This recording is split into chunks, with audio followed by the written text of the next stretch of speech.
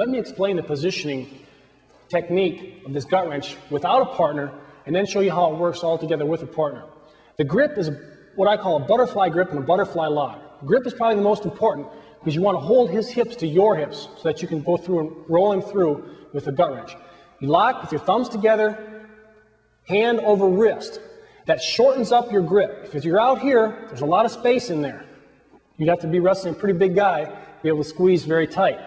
Get in here, get it tighter, takes space out of it. And then squeeze with your elbows too, because that eliminates more space. Now you have a lot of power to get real tight on the guy's hips.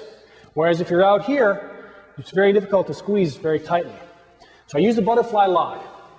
The next thing I like to do is use my head to put pressure on my opponent. So I drive with my forehead down into my opponent's back when I'm in the gut wrench position. We'll see how that works later. When you do a gut wrench, you always turn your head away from the direction you're going so that your head is out of the way. So you put your ear flat on your opponent's back.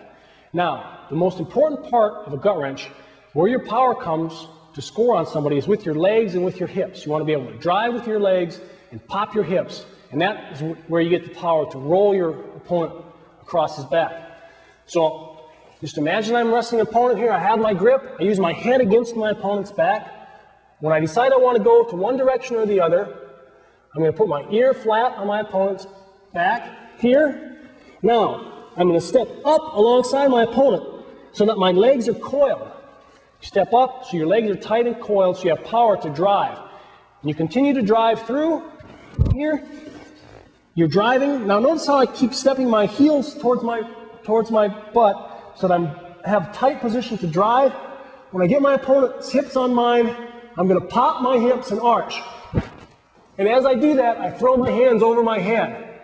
That takes my opponent's weight off my body. Now you continue to roll through and drive up so that your opponent cannot come back with a re-counter.